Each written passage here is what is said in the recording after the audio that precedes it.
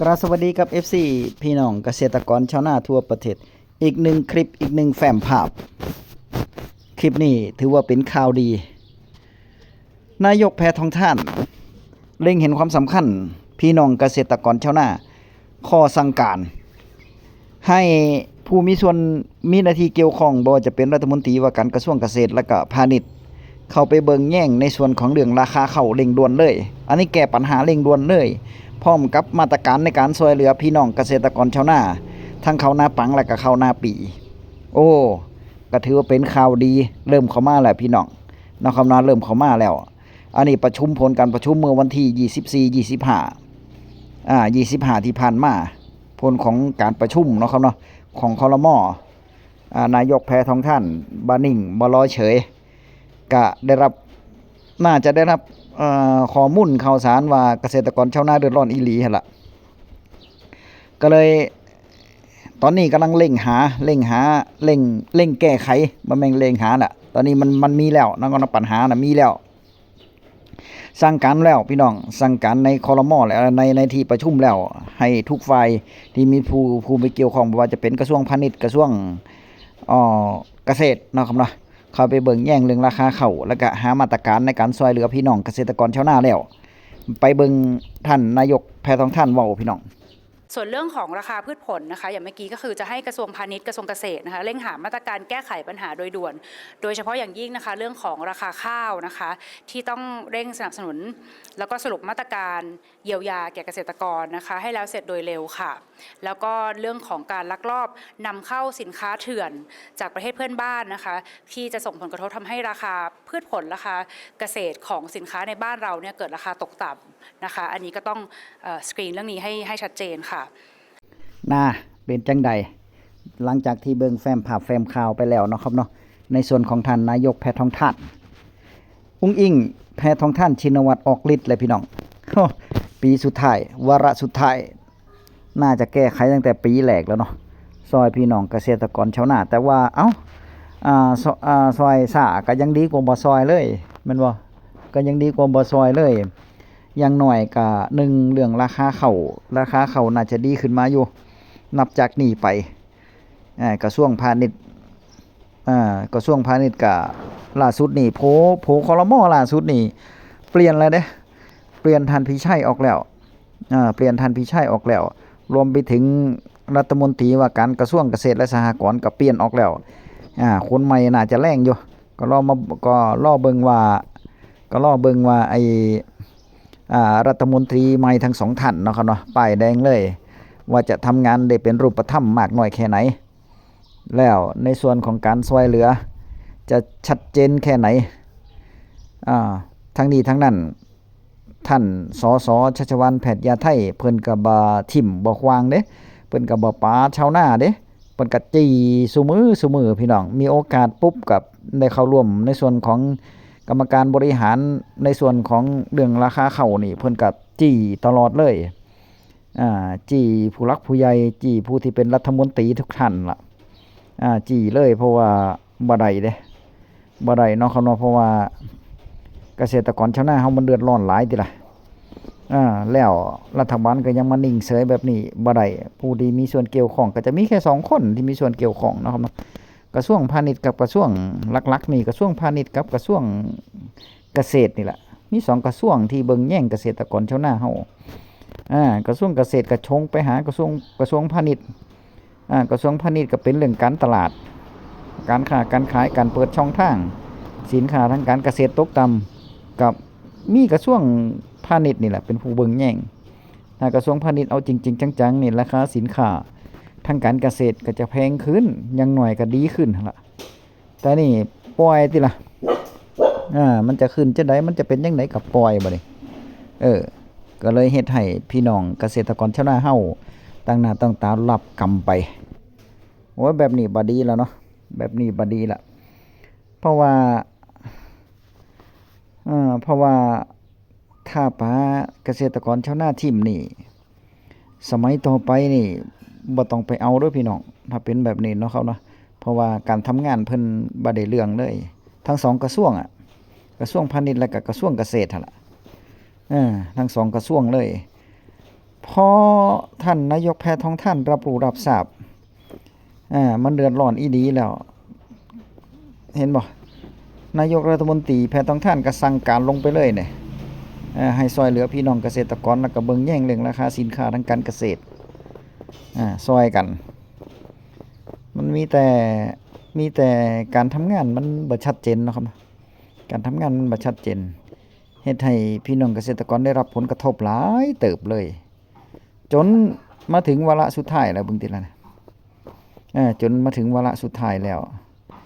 อันนี้รวมไปถึงการแก้ปัญหาตะเข็บชายแดนในเรื่องของการนำสินค้าเถื่อนเข้ามาเด้นี่เพราะว่าการนำสินค้าเถื่อนเข้ามาแต่ที่จริงมานี่บ่ว่าเถื่อนหรือบ่เถื่อนนี่ยังมันสำปะหลังเห็นบ่ตะกี้นี่โอ้ยขนเข้ามาจากฝั่งกัมพูชาขนเข้ามาถ้าหากว่าบ่เกิดปัญหาเรื่องชายแดนนี่พี่น้องมันสำปะหลังก็ยังขนเข้ามาอยู่ตลอดเวลาเด้นี่สินค้าทางการเกษตร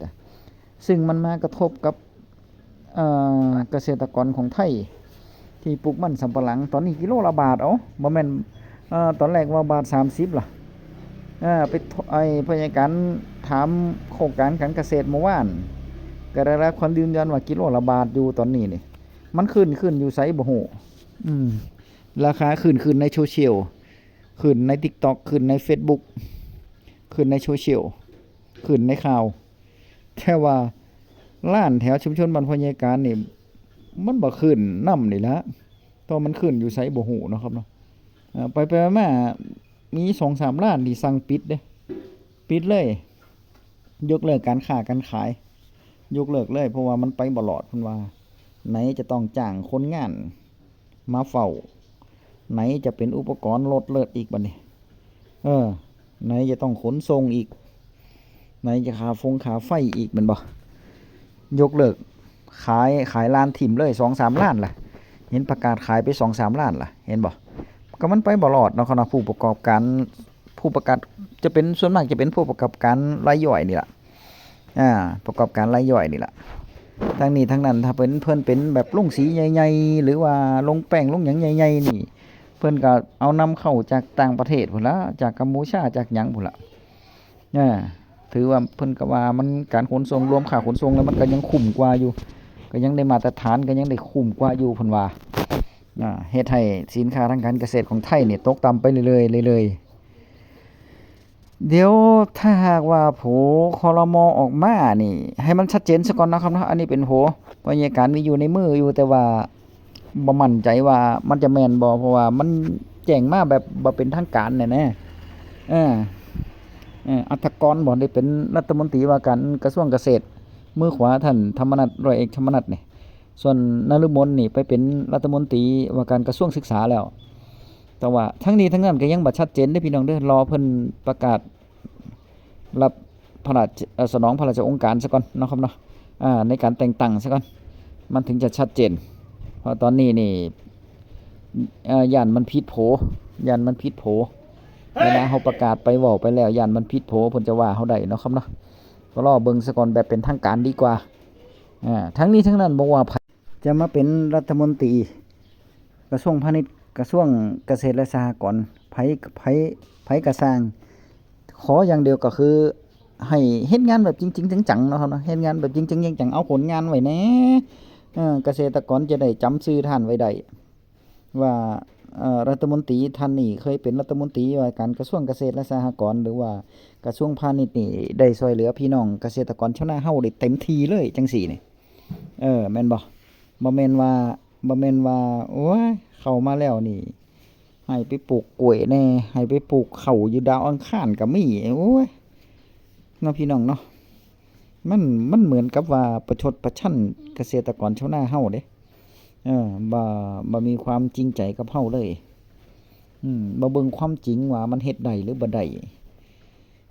ถ้าเป็นไร่เป็นนามันก็ปลูกได้อยู่เป็นนาโน่นนะหยังเป็นเขาลาดเชิงเขาจังซี่มันก็ปลูกได้บ่แต่ถ้าเป็นที่ลาดลุ่มเป็นที่อันนี้แบบนาเฮาก็ฮู้ๆอยู่เนาะหน้าฝนมีแต่น้ำขังน้ำท่วมไปแอดแลดมันจะปลูกหยังได้ล่ะนอกจากข้าก็พยายามหาวิธีการอยู่แต่ว่าข้าวมันนามันใส่น้ำหลาย น้ำมันใช้น้ำหลายถ้าเฮาบ่ปลูกข้าวมันก็บ่มีช่องทางปลูกอย่างอื่นติล่ะก็ยังดีก็ปล่อยที่มันรกร้างไว้เนาะปล่อยให้มันรกร้างไว้อยู่หั่นมันก็บ่ได้หยังสักอย่างบ่ได้หยังเกิดขึ้นมาเกษตรกรได้ยินข่าวนี่กับ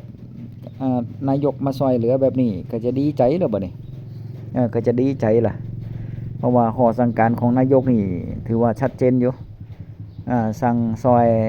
เบิ่งเรื่องราคาข้าวกับเรื่องมาตรการในการช่วยเหลือนี่ก็คือถ้ามาตรการในการช่วยเหลือนี่ก็จะมีหลายๆมาตรการนี่พี่น้องมาตรการในการช่วยเหลือนี่เงินหนึ่งในนั้นก็จะเป็นไร่ละ1,000ล่ะข้าวหน้าปังแล้วก็ไร่ละ2,000ข้าวหน้าปีข้าวหน้าปีเบิ่งมื้อนี้นบขประชุมใหญ่เด้นบขจะประชุมใหญ่มื้อนี้เดี๋ยวสรุปของนบขออกมาจังไดพยาการเกิดจะได้นำมาเสนอให้กับเกษตรกรชาวนาว่าจังไดเนาะมาตรการต่างๆในการช่วยเหลือพี่น้องเกษตรกรชาวนาเฮาว่าจะเป็นจังได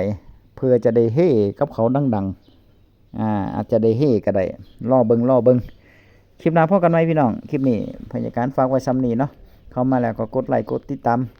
ให้กับพยาการเลยเด้อเจอกันใหม่คลิปหน้าคลิปนี้สวัสดีครับ